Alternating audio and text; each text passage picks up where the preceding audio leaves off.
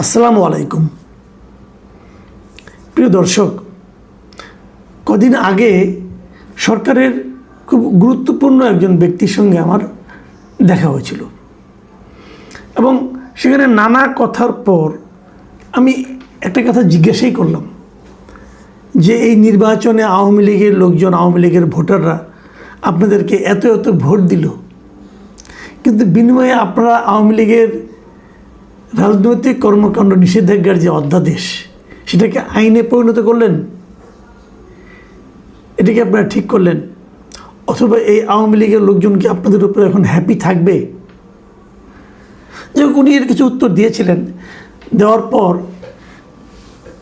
উনি প্রাসঙ্গিকভাবে একই সঙ্গে উনি একটা কথা আমাকে বললেন যে একটা বিষয় কি আপনারা খেয়াল করেননি?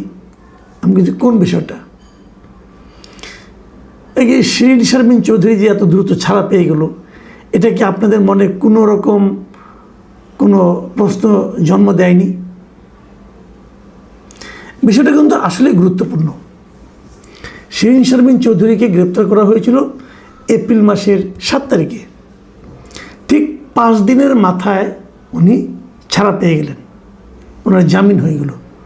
ওনার বিরুদ্ধে কিন্তু মামলা ছিল প্রায় হাফ ডজন, মানে 6টার মতো। যতদূর জানি তার মধ্যে 3টাতে ওনার ব্যাপারে ফাইনাল রিপোর্ট দেওয়া হয়েছে, মানে ওনাকে দোষী সাব্যস্ত করা হয়নি একেবারেই। বাকি 3টা তদন্ত চলছে।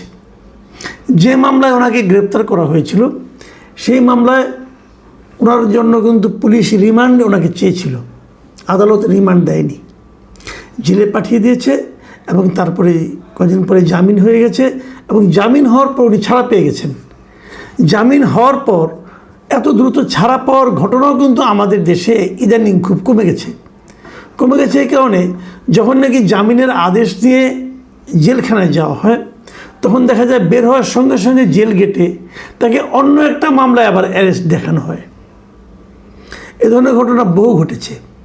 এই যে আমাদের পাশেই নারায়ণগঞ্জের যে মেয়র এবং নারায়ণগঞ্জের সবচেয়ে জনপ্রিয় মেয়র, মানে উনি মেয়র ছিলেন নারায়ণগঞ্জ সিটি কর্পোরেশন হওয়ার পর থেকে উনি মেয়র এবং উনি পৌরসভা চেয়ারম্যান ছিলেন এর আগে নারায়ণগঞ্জের।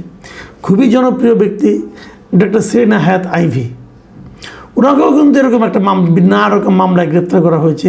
উনি বারবার জামিন পান এবং জামিন পেয়ে বেরোতে পারেন না, আবার আরেকটা মামলায় ওনাকে গ্রেপ্তার দেখে আটকে রাখা হয়। আওয়ামী লীগের অনেক লোক, আওয়ামী লীগ বাদ দেন, অনেক সাংবাদিক আছে, অনেক সাধারণ মানুষ আছে এ ধরনের গণমামলায়, হয়রানিমূলক মামলায় গ্রেপ্তার হয়ে জেলখানায় কাটাচ্ছেন, জামিন হচ্ছে না। মামলা চলুক, জামিন তো দেবেন, জামিন হচ্ছে না। অন্তর্বর্তীকালীন সরকারের আমলে তারা জামিন পাননি এবং এই সরকারের আমলও, এই সরকারও সেই ধারাবাহিকতাকেই অনুসরণ করে চলেছে, জামিন দিচ্ছে না। জামিন পাওয়াটা যে একজন লোকের নাগরিক অধিকারের মধ্যে পড়ে, মৌলিক অধিকারের মধ্যে পড়ে, এই জিনিসটাও যেন এরা মানতে চায় না। ক্ষমতায় গিয়েছে, আগে যেটা তাদের উপর প্রয়োগ হয়েছিল এখন যদি সেটা অন্যদের উপর প্রয়োগ তারা করতে না পারে তাহলে তারা যে ভোগান্তির শিকার হয়েছিল এটা এই মানুষকে বোঝাবেন কীভাবে? হয়তো এই জন্য মানুষকে বোঝাচ্ছেন, পুরো দেশকে বোঝাচ্ছেন, দেখো আমরা কত কষ্ট করেছি, অতএব তোমরা কিছুটা কষ্ট করো। এটা কি এক ধরনের প্রতিহিংসা না ঘৃণা আমি বলতে পারবো না, কিন্তু এটা হচ্ছে। ঠিক আছে, হোক, যা হবার হচ্ছে, এটা আমি আপনি ফেরাতে পারবো না। কিন্তু আমি ভাবছিলাম ওই বিষয়টার কথা যে শিরিন শারমিন চৌধুরী কেন এত ভাগ্য নিয়ে উনি এলেন।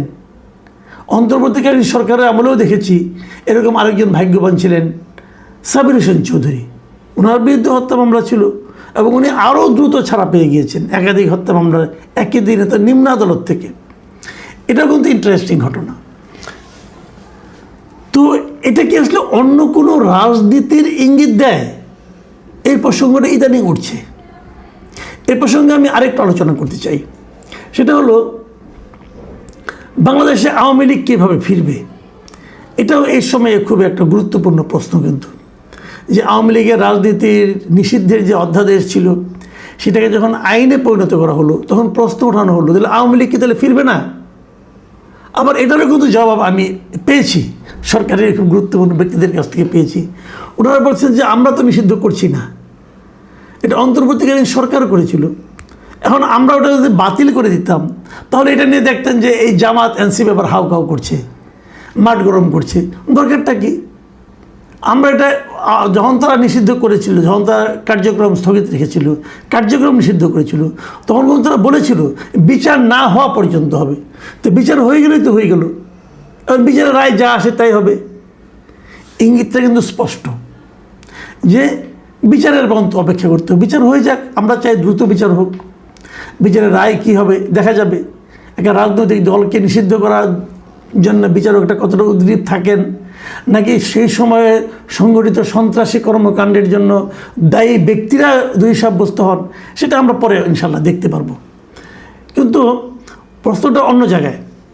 যদি ধরেন বিচারের রায় হলো, হাইপোথেটিক্যালি ধরেন যে কিছু লোকের শাস্তি হলো, সব লোকেরই শাস্তি হোক, অসুবিধা নেই যারা নেতৃত্বে ছিলেন, কিন্তু দল তো চলবে। দলকে আপনি এভাবে নিষিদ্ধ করা যায় না, আর গেলে তার মানে আপনার আফটার ইফেক্ট খুব ভয়ঙ্কর হয়। তো ধরে নিলাম দলটা আবার বললো হ্যাঁ আওয়ামী লীগ করা যাবে। কারা করবে আওয়ামী লীগ? কাদের নেতৃত্বে? শেখ হাসিনা? আমি কিন্তু তেমন কোনো সম্ভাবনা দেখি না। আপনি বলবেন যে আমি কেন দেখি না? শেখ হাসিনা এত বড় নেত্রী, আমি দেখি না এই কারণে শেখ হাসিনা তো অমর নন, তাই না? ওনার বয়স তো হয়ে গেছে প্রায় 80, উনি তো মানে 500 বছর বাঁচবেন না ভাই। কাজে আমি ওনার নেতৃত্বে কোনো সম্ভাবনা দেখি না। উনি ফিরে এসে বাংলাদেশ আওয়ামী লীগকে আবার নেতৃত্ব দেবেন, এটা হয় না। এবং এটা গেলে আমার কথা না, আমার কথা যারা আওয়ামী লীগের ভক্ত আছেন, যারা শেখ হাসিনার ভক্ত আছেন, তারা হতাশ হইতে পারেন, বিরক্ত হতে পারেন। কিন্তু আপনার কি মনে আছে, এই কদিন আগের কথা বলছি, এই বছর জানুয়ারিতে আল জাজিরার কাছে একটা ইন্টারভিউ দিয়েছিলেন শেখ হাসিনারই পুত্র, দিয়েছিলেন জয়। তো জয়ের সেই ইন্টারভিউতে, সজীব ওয়াজেদ জয়ের সেই ইন্টারভিউতে ওনাকে কিন্তু প্রশ্ন করা হয়েছিল। ওনার কাছে জানতে চেয়েছিল যে বাংলাদেশের বর্তমান প্রেক্ষাপটে আওয়ামী লীগের কোনো ভবিষ্যৎ আছে কি না। জয়ের উত্তরটা কী ছিল? উনি বলছেন অবশ্যই আছে, আওয়ামী লীগ কোথাও যাচ্ছে না। আওয়ামী লীগ একটা প্রাচীন দল, এই দেশের 40-50% মানুষ আওয়ামী লীগ করে, তারা নিশ্চয়ই হঠাৎ করে আওয়ামী লীগের প্রতি সমর্থন বন্ধ করে দেবে না। কাজেই আওয়ামী লীগ অবশ্যই আওয়ামী লীগের ভবিষ্যৎ আছে। তখন বলা হয়েছিল তাহলে আপনার মা কী হবে? আপনার মা যদি ফিরে যান তাহলে উনি কি আর রাজনীতিতে থাকবেন না অথবা থাকবেন? তখন জয়ের উত্তরে কী বলেছিলেন শুনে আমি হুবহু পড়ে শোনাচ্ছি। জয় বলেছিলেন না, তার বয়স হয়েছে, এমনিতেই এটা তার শেষ মেয়াদ হতো, তিনি অবসর নিতে চাচ্ছেন। খেয়াল করুন, তখন ওই সাংবাদিক শ্রীনিবাস জৈন, ওই সাংবাদিকের নাম, উনি প্রশ্ন করেছিলেন তাহলে এটাকে কি হাসিনা যুগের সমাপ্তি বলা যায়? শেখ হাসিনার ছেলে জয়, সজীব ওয়াজেদ জয় বলেছিলেন সম্ভবত তাই।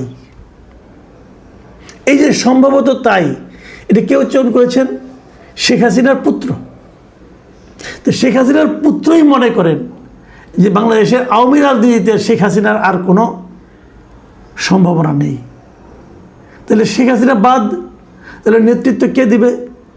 হাসিনা পরিবার। হাসিনা যে সমস্ত, যে পরিবারের জন্য শেখ হাসিনা ডুবেছেন, সেই পরিবারের লোকেরা, শেখ তাপস, যাকে ঢাকার লোক পেলে কি করবে আল্লাহ জানে একমাত্র, সে নেতৃত্ব দিবে? তাহলে কে দিবে? এই নেতৃত্ব কিন্তু যত যাই বলেন আপনার, নতুন নেতৃত্ব আসবে। দেখুন শেখ হাসিনার ভবিষ্যতে আমি আরেকটা কথা বলি। রিসেন্টলি মাত্র গতকালকে 16 তারিখে ভারতের যিনি পররাষ্ট্র মন্ত্রণালয়ের মুখপাত্র আছেন রণধীর জয়সওয়াল, তো ওনার একটা প্রেস ব্রিফিংয়ে সেখানে তাকে জিজ্ঞাসা করা হয়েছিল যে শেখ হাসিনাকে ফেরত পাওয়ার জন্য বাংলাদেশ থেকে যে আবেদন করা হয়েছে, সে আবেদনটা ওনারা কী ভাবছেন। জয়সওয়াল কী বলেছিলেন? উনি উত্তর দিয়েছেন বাংলাদেশে চলমান বিচারিক ও অভ্যন্তরীণ আইনি প্রক্রিয়ার অংশ হিসাবে আসা এই অনুরোধটি বর্তমানে খতিয়ে দেখা হচ্ছে। তবে ওনারা কিন্তু নাকচ করে দেননি, ওনারা খতিয়ে দেখছেন। আচ্ছা, এখন আরেকটা প্রশ্ন করি, এটা মোটামুটি আমি মনে করি খুবই গুরুত্বপূর্ণই প্রশ্ন। শেখ হাসিনা আসলে কী করছেন? উনি কি মুক্ত আছেন? ভারতের কোথাও ওনাকে মুক্ত অবস্থায় কেউ দেখতে পেয়েছেন? অনেকে কিন্তু শেখ হাসিনার এই থাকার সঙ্গে ওই দালাই লামার অবস্থানটা করেন, বিচার করেন। দালাই লামা তো ইন্ডিয়াতে আশ্রয় পেয়েছে, হ্যাঁ পেয়েছে, পাওয়ার পর দালাই লামা কিন্তু সারা দুনিয়ায় ঘুরে বেড়াচ্ছে। শেখ হাসিনা কি ইন্ডিয়ার ভেতরে কোথাও যেতে পাচ্ছেন? ভারতে তো অনেক আওয়ামী লীগের নেতাকর্মী আছেন, তো তাদের নিয়েও তো উনি মিটিং করতে পারতেন, এক জায়গায় বসতে পারতেন। তা কি করছেন? কোনো নিউজ শুনেছেন এরকম? ইন্ডিয়ায় যাওয়ার পর শেখ হাসিনা মাঝে মাঝে টেলিফোনে কথা বলেন, তার কোনো ভিডিও বার্তা কোথাও দেখা গেছে? কোনো ভিডিও কনফারেন্স কারোর সঙ্গে হয়েছে? শেখ হাসিনা কি ইন্ডিয়া বন্দি জীবনযাপন করছেন?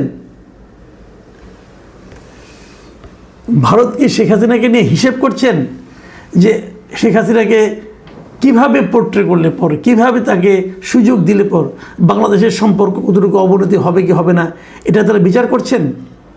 এ সমস্ত প্রশ্নের উত্তর আপনারা খুব শীঘ্রই পেয়ে যাবেন।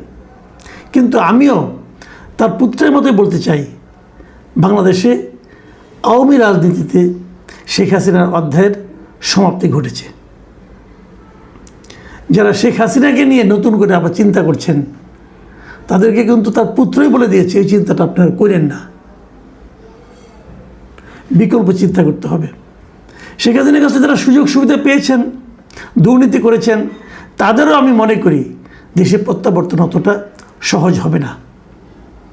আওয়ামী লীগ যদি আগামী দিনে অগ্রসর হয়, নতুন নেতৃত্ব নিয়ে অগ্রসর হবে, এটা আমার ধারণা।